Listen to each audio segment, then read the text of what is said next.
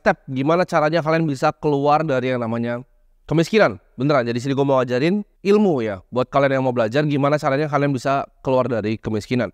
Karena gue liat banyak banget ya video gimana cara nabung, cara ini. Aduh, menurut gue keribetan, simpang siur. Yang ngajarin juga gak punya duit gitu.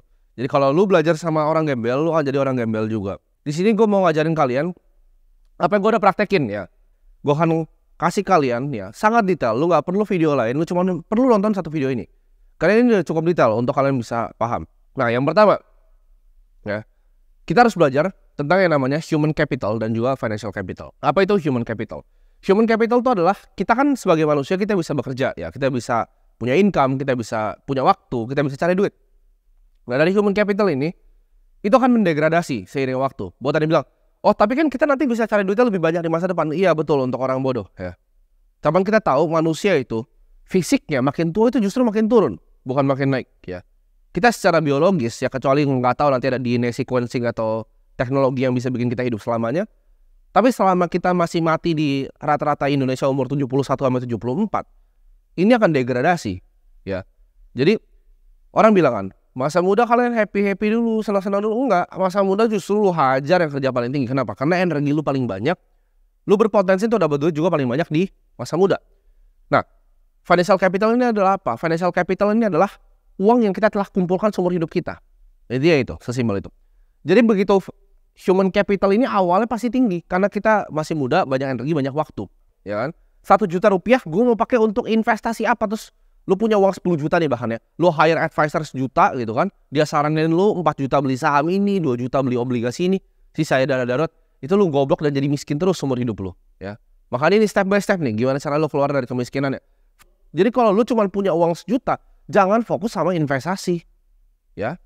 Fokus yang namanya nih gue jelasin namanya savings rate, ya. Savings rate ini apa ya, teman-teman? Savings rate ini gue tulis S di sini, ya. Rumusnya sangat sederhana, tapi ini rumus yang lo harus ingat, ya. Ini pokoknya uang di atas ini ya, biar gampang formulanya. Itu adalah uang yang lo tabung. Uang yang lo bisa tabung berapa?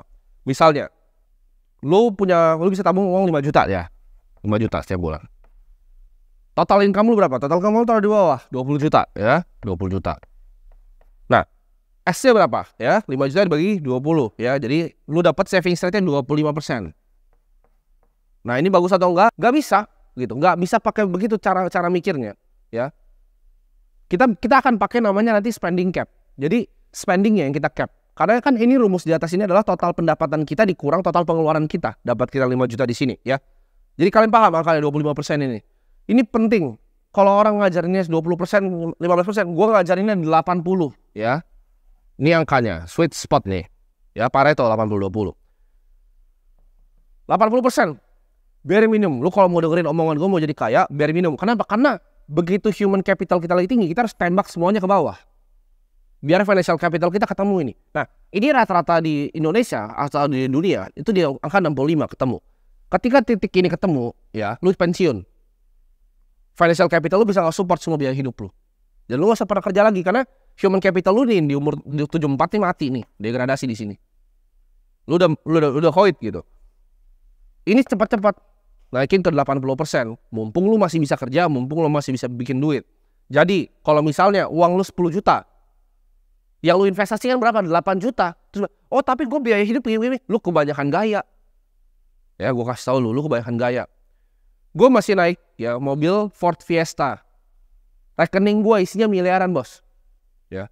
Orang kayak anak-anak seumuran gue itu umur 18 tahun, ya 19 tahun. Itu pasti udah aneh-aneh langsung ganti. Ya. Gue bahkan beli Audi aja mobil gue itu di saat aset gue udah berlebih. Ya. Bahkan di saat aset gue udah hampir puluhan miliar, gue baru beli Porsche Cayman. Gitu. Jadi gue nggak tiba-tiba langsung beli barang. Mungkin banyak yang kira gue spendingnya banyak. Kenapa? Karena gue udah nyampe di sini bos. Setelah gue mau spending apa juga uang gue udah gak bisa habis gitu. Gue udah bisa pensiun bahkan. Ya, gue gak usah bikin video-video gini ngajarin anak kayak kalian gitu. Gak penting buat gue. Kita balik lagi. 80% ini capnya ya. Terserah lu mau dengerin atau enggak. Cuma lu percaya gue angkanya itu sweet spotnya 80. Apapun yang lu bikin lu tabung 80%. Oke? Ketika nanti lu degradasi, harusnya lu udah kena titik ini. Ketika lu udah mulai tua, lu harus ke titik ini. Nah, financial capital ini kita build dari awal.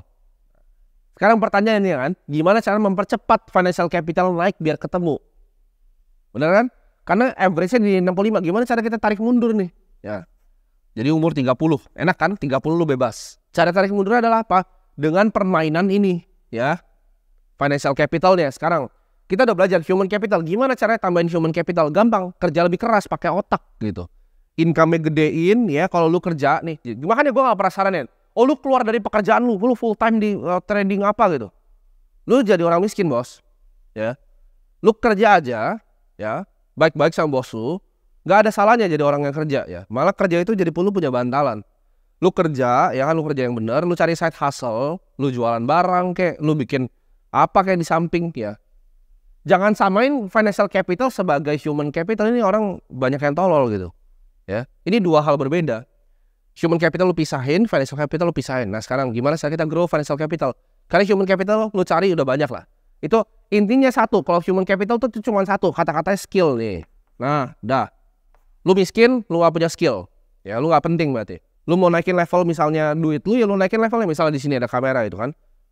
Lu mau naikin level lu, ya naikin skill videografinya. Gitu kan. Simple. Hidup itu cuma skill. Literal cuma skill. Ya. Makin tinggi skill lu, ya lu makin besar dapat uang. Tapi nanti gua akan sharing. Ada beberapa jebakan yang akan bikin kalian gak akan grow ini. Ya. Karena, jadi kalau kalian pernah cari-cari ya, ada di salah satu materi CFA level 3, yaitu ada konsep yang namanya single concentrated asset class position. Artinya apa? Satu posisi yang sangat terkonsentrasi.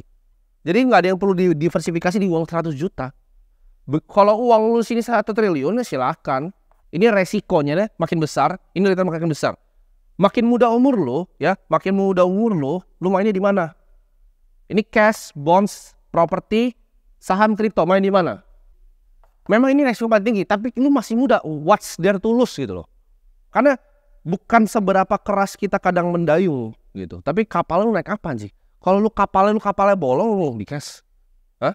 Lu mau dayung pakai sampai tangan lu juga, mau gayung lu sampai lu ember-ember keluarin air, lu bakal tenggelam juga gitu. Tapi kalau naik speedboat di sini kan enak. Kenapa gue cepet sini? Gue naik speedboat bos. Kripto, nggak mau belajar kripto, beli bitcoin aja, percaya gue gitu. Lu beli bitcoin aja, lu tabung, ya.